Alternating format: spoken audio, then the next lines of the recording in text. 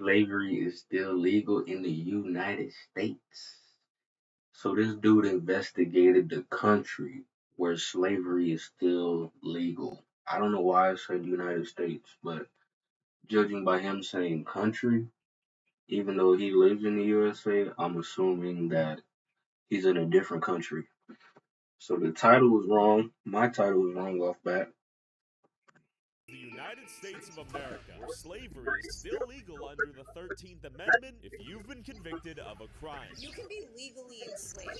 If it looks like slavery, it smells like slavery, it sounds like slavery, it's slavery. Turns out, when Abraham Lincoln abolished slavery by ratifying the 13th Amendment in 1865, they left in one little exception: convicted criminals. Locked up.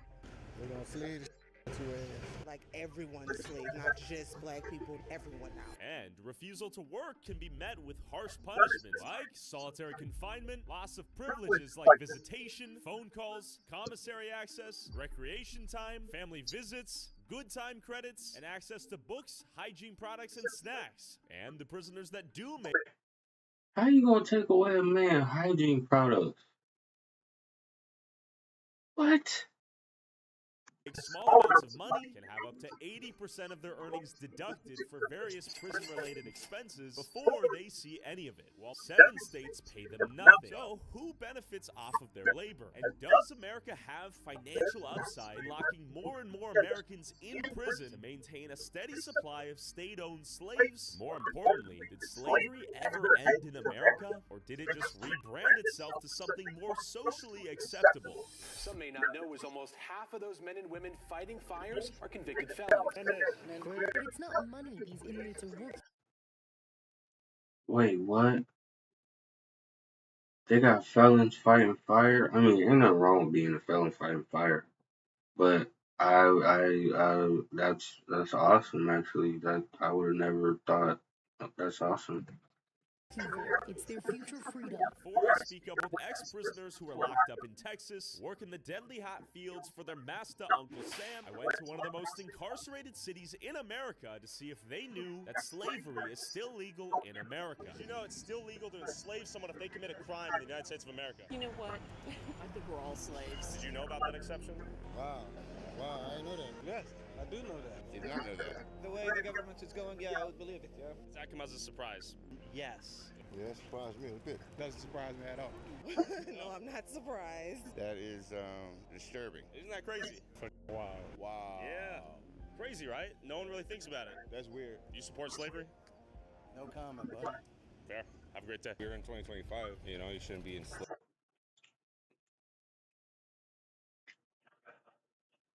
This man just said no comment to do you support slavery? Bro, you could have literally said no. No takes less longer to say than no comment. Sounds like a yes. Slave. Hell no. No. No. No. Shouldn't even be a thought in mind, ever. I'm not saying they should, but it will happen. And if it do, and people don't fight back, that's on them. Do you think slavery ever ended in America? No, it just transformed. It's never changed. It's always been that way. If you know the process of how indentured servitude went and then how it formed slavery, you'd understand that this is what's going on now. Just not just black people anymore. So like everyone's slave, not just black people, not just people of color. It's everyone now, and everyone's starting to feel it. I think that should be ratified. It should be changed for sure. No, you shouldn't be legal to enslave somebody if they commit a crime. Is there any crime that would warrant whiplashing in the fields, like plantation style? No, absolutely not. No matter the crime? No matter. Even like a child rapist? Well, no one. Murder? No one. This is getting way heavy. Murder? Yeah, I mean, those guys, I don't know. Maybe f*** 'em? Yeah, I mean, I don't know. Even if you're a heinous criminal who commits a terrible crime? No, there's no slaves. Shouldn't be any slaves. I mean, I think all crimes are different levels. I mean, you're getting dealt with in there by other inmates. Justice happen on its own. Whipping and stuff like that. We're going back 100 years or right there. The crime and the time should matter. No forced labor? No. And the severity of their crime should matter and how much time that they get. Like I said, our legal system is jacked up. People are getting more time than they deserve.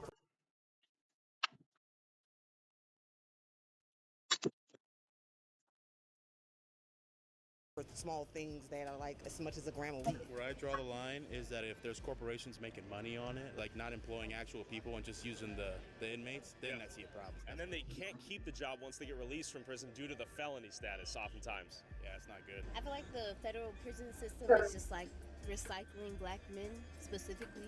Due to like the laws that are being passed, it's hard to make change. The oligarchy that holds the power is making it harder for us to reach the change. You realize the 13th and 14th Amendment created two citizenships within the United States. Freed the slaves, that's one citizenship. You're born a United States citizen. You're not under the rule of the United States government that exists today. It is a corporation. And we're employees to this corporation or what? You are slavery to that corporation. Gray, yellow? They have an income tax. You're a slave under that. Let's make sure that we're not putting ourselves in position to become slaves. But when you have predators out there, it's not a choice. The gazelle doesn't choose to get eaten by the lion. You locked up, we're gonna slay the shit out you. Do you know anyone who's gotten a felony? One of my best friends, but he trying to shake back, you know, I'm a support him for that. Not immediate family, but I know somebody who has people who got like long sentences for very, very minimal things. How has that affected their life? Forever. Forever? Forever. Go to jail, that's a wrap. After talking to the people of New Orleans, I headed over to Gatesville, Texas, home to 5 out of the 9 women's prisons and jails in Texas, to meet up with Marcy Simmons, who spent 10 years working the fields out here after stealing $300,000 from her employer. As I was getting B-roll of one of these women's prisons before the interview, perfect example of the overcriminalization of Americans unfolded before my very eyes. No, sir, this is private property. You're on state property right now. So this is...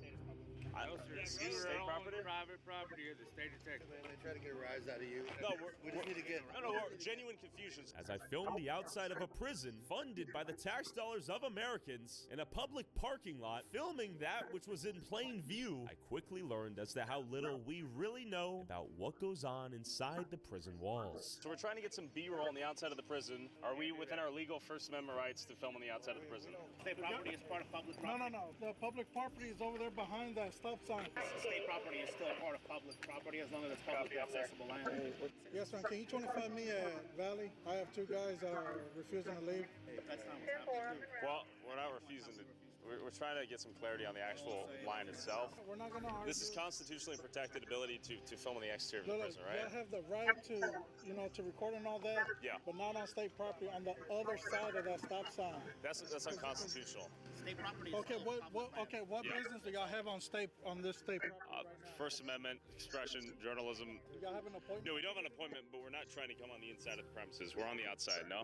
Y'all too close to the gate. I got inmates here. We don't know who y'all are.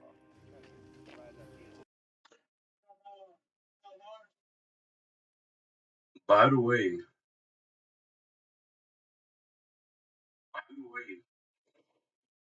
this is extremely illegal what they're doing.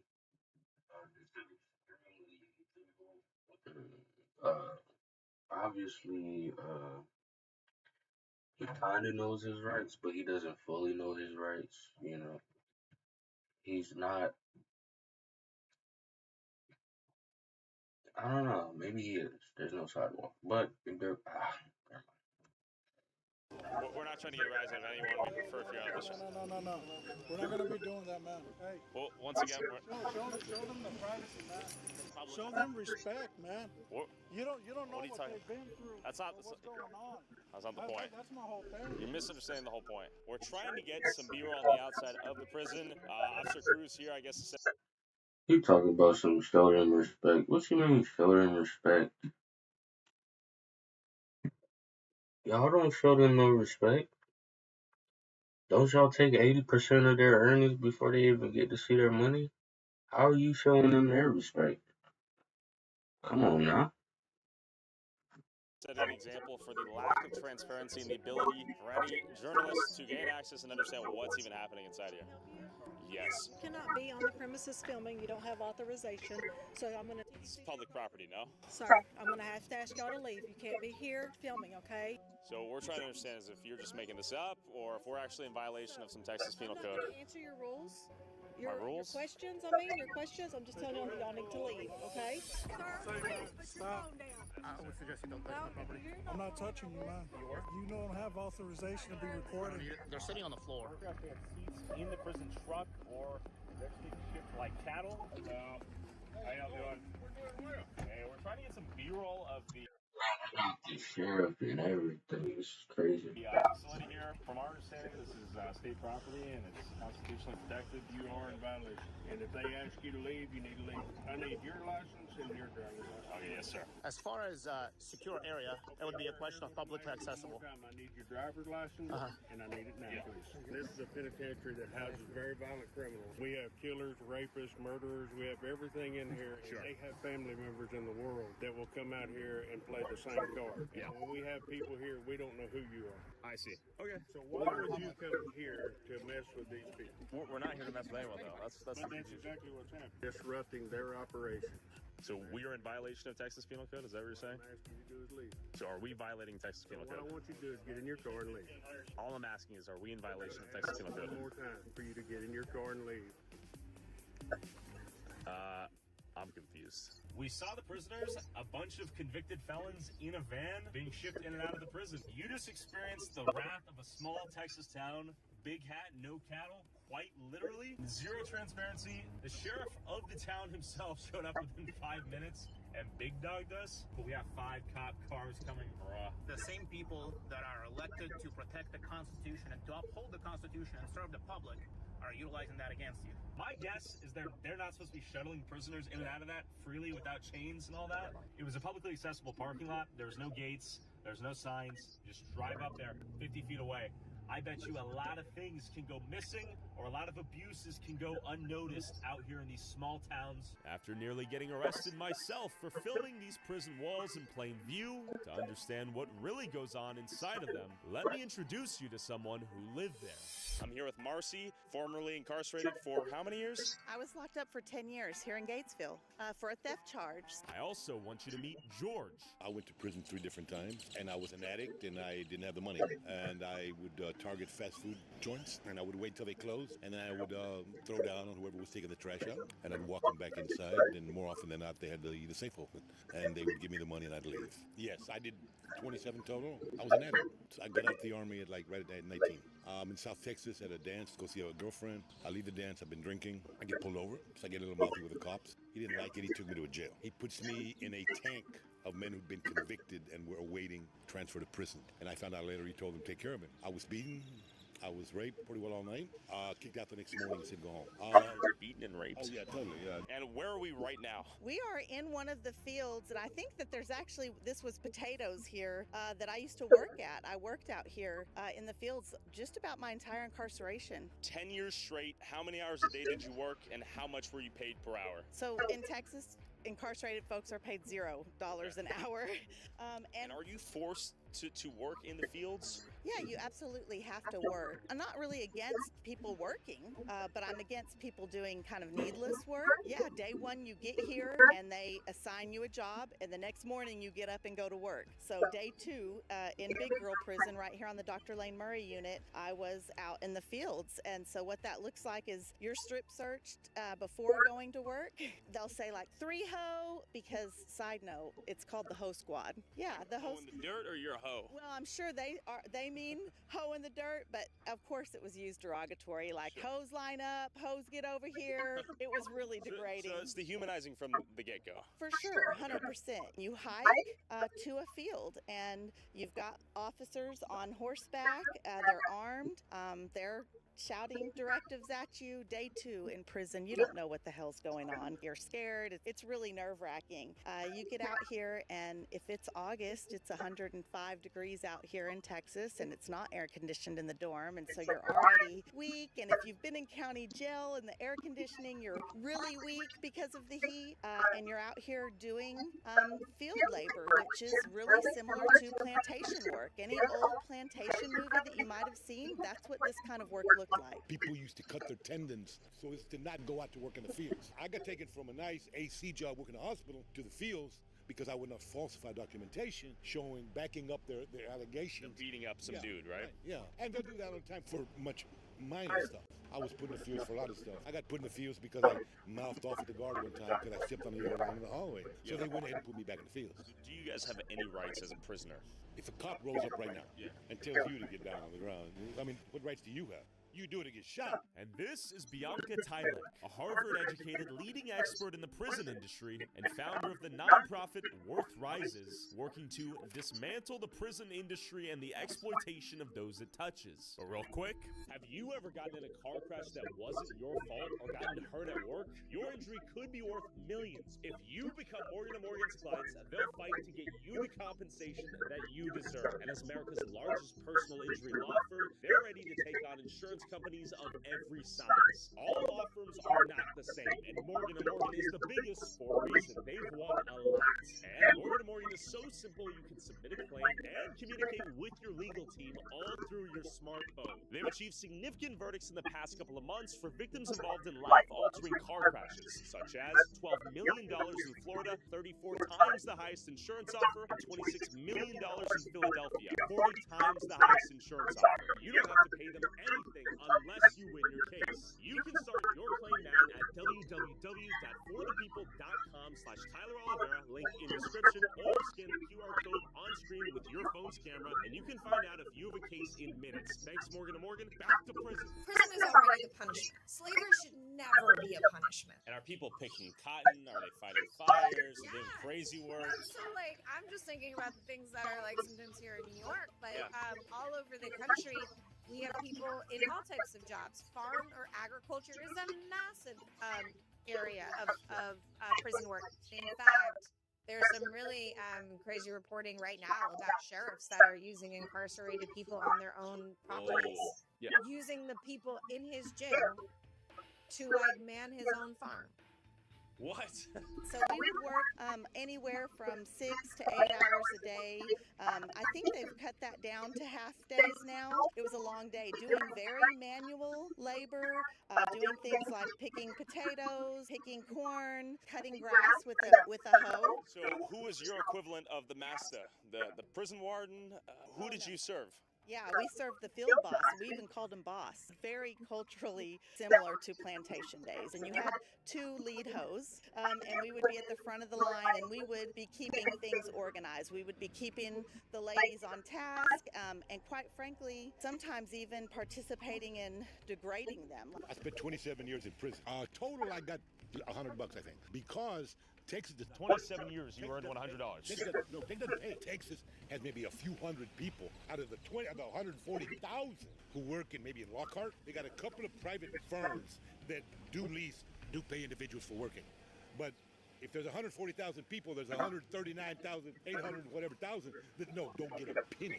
No, I never got a penny. I worked 13 years in the fields. I worked as a library clerk in the law library. I worked as a kitchen commissary clerk. I washed pots and pans for 3 months because they got mad at me because I wrote a grievance. It was kind of effective. So they transferred me jobs from my job as a library into the kitchen.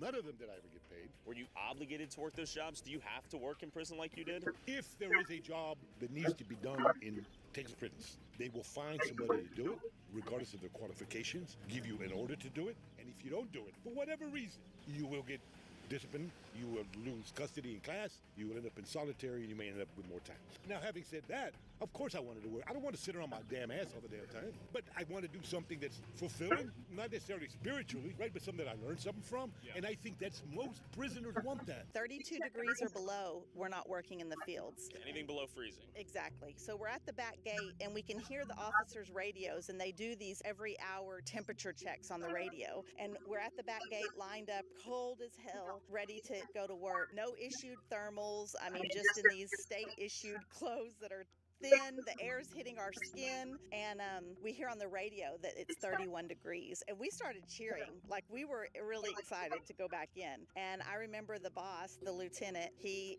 looked over at the other boss and said, "I didn't hear anything, did you?" And they rolled that gate, and we came on out here, and we were picking cabbage. It was frozen, and it had been raining, so our boots and bottom of our legs were wet, our socks were wet. They issue these little cotton gloves in the mud. They're not going to stay on your hands. and you finally just have to put the gloves down, and we're just picking cabbage, which the people around me, their lips are blue, snot's running down our faces and frozen, and I remember feeling ice on my eyelashes, and thinking they really don't give a shit about us. You brought up tampons, and so I need to say working in the field is absolutely insane when you're on your menstrual cycle. There's no restroom. They have a porta potty that they carry on a trailer, and tractor pulls it, comes around once every 4 hours. Not everybody gets to use it. So I might be on a squad with 35 other women. They'll say, "Deuce it up, restroom break." We all line up. The trailer's there. I would remember like waving my tampon in the air because you're trying to show the boss like, I need to go. Like, this is important for me to go, because they're only going to pick 5 or 6. But is the 13th Amendment that allows for the enslavement of criminals in violation of the 8th Amendment that protects Americans against cruel or unusual punishments? The 13th Amendment ended slavery, right? However, there's a clause in there that says, except for someone who's been duly convicted. If you have been convicted in the United States of America, according to the 13th Amendment, you can still be enslaved. So a lot of people don't realize that. That's the silver lining of the 13th Amendment, right? Right. A lot of people don't realize that, and it was very likely a result of backroom bargaining between Large corporations. Who has vested interests? Hold on. Back in the day, it was Abraham Lincoln. They wanted the southern states on board, right? But what happened is now these black people who we freed. Now we're going to get them all on the street, and we're going to pass black codes, and we're going to arrest them, and we're going to Police them harder, and then we can reincarcerate them. And reincarcerate them and use their labor now. But now we're not slaves. Now they're prisoners. Bianca, 1865, does Lincoln free the slaves? Yes and no. There were certainly millions of people that were freed during that time. But unfortunately, what happened at that time was also that the institution of slavery moved behind prison walls. There's quite a few organizations out there that go to prison and say, hey, we'll hire some of your people, and we'll pay them $1 an hour or whatever, right? And then they'll go out and sell these goods for whatever they sell them out in the free world, right? And then here's the rub. Once I leave prison, Whole Foods won't employ me. Why won't they employ you? Because they have restrictions against people who've been incarcerated working for us. They'll hire you when you're in prison, but you're no longer viable once you're free. Exactly. So the average wage for somebody who's incarcerated, right, is 14 cents an hour. And in 7 states, it's actually nothing. Majority of states do pay something, but we're talking about pennies. People will work for 2 straight weeks and their checks will be $30, Okay. right? And with that, they are expected to support themselves in prison. There's a really, really big common misconception, right? That prison is a free ride. Far from it. The cost of communication, the cost of commissary, of food, of hygiene products, of medical co-pays. These are all things that people in prison actually pay. In prison, they've recently introduced emails, and people have to buy stamps to send an email. As if this is like a physical, piece of mail that's going like USPS, right? Like, we are talking about an email at 50 cents an email. Is it slavery if they compensate you? And if they compensate you, is there a certain amount that qualifies it as, I guess this is some form of employment by the state? What is slavery, in your opinion, in the context of imprisonment? Slavery means that you are coerced daily into eating when they tell you to eat, working when they tell you to work, behaving in a way that is conducive to furthering the aims of the institution. And if you don't do those things, they can have you beaten, they can have your good time taken away, they can have you thrown in solitary. Is there an argument that you're working to pay the costs of what the taxpayer's paying to keep you in prison after you've committed, let's say, a heinous crime? Is that a reasonable argument, or you say hell no? It's not unreasonable. Okay. If I'm a taxpayer and you commit a heinous crime, my first thing is, I don't want you to do it again. Yeah. And I want to ensure that person you committed it on, if it was violent, heals. Or is a system that I have, if they're going to make you work, then okay. But I want you to work or something, or I want you treated in a way that allows you to address whatever trauma or anger, whatever you had, so that you don't hurt anybody else. When I was raped, even now, 40 years later, I have visions of doing some really ugly shit to these dudes. I understand punishment. I understand the need for revenge, the desire for revenge, but that's not going to help me heal. Are American prisons designed in such a way to rehabilitate criminals? Or is it simply a system to punish offenders, traumatizing them further and increasing the likelihood of them reoffending after they're released? So real quick, I'd be like, go on down the road, you fucking... If you want to support our boots on the ground, independent journalism that is not bought and paid for by corporate interests, along with exclusive DLC content that YouTube won't let me upload, and uncensored early access to all my videos before they go up on YouTube, go subscribe at patreon.com/TylerOliveira for less than $5 a month. Is internal assault and sexual assault common? The threat in a female prison for sexual violence is from staff, not from each other. Different dynamic there. I think 100%. We had to be wary of who was working. We had to pay attention. If we knew the officers that would creep around the shower area or come around at night, and you knew who not to get into a private nook with or not to make eye contact with, the Prison Rape Elimination Act that's supposed to offer protection, I guess, for incarceration. Prison Rape Elimination Act. Yes. So it must be common enough to where they had to implement an act. Yeah, absolutely. Very common. Day one, you're fighting people multiple times. How does it evolve? Do you get some respect eventually, or is it just fighting nonstop until you build an alliance with someone? The violence is usually early on, and it's again to see what you're going to do, whether you're weak, whether you're going to be a victim. They're measuring you up. If you get with a gang or with a clique or with whatever, right, then it may be a little different because at that point the gangs may be called up as a group to do some stuff, right? I would fight, I would jump on dudes for looking at me. What's you looking at? Did you ever end up in solitary confinement? I'm a disruptor out here, and I was a disruptor in there, and I ended up in solitary confinement lots of times. The first time I went to solitary was for hugging. There was a lady that was crying over her mail. She was sitting on the floor, and I kind of bent down and hugged the top of her shoulders, and they saw it on camera. They came and got me. It was like the SWAT team coming in. Yeah, handcuffed me, marched me to solitary. I was there for 2 months. 2 months you're in solitary. Yeah. So that's enough time to have permanent psychological damage, I'm sure, right? Yeah, absolutely. It was wild in there. Nothing to do but like read graffiti on the wall, and those cells were hugely disgustingly dirty. Sometimes you would see blood or even feces like on the walls. Solitary confinement. It's very commonly referred to in the prison system by people who have done time as the hole or the box. Those terms date back to antebellum slavery. Oh, interesting. Okay. The hole was a literal hole that enslaved people were put in if they disobeyed the rules of their enslavement. Got it. Right? No food, darkness, heat.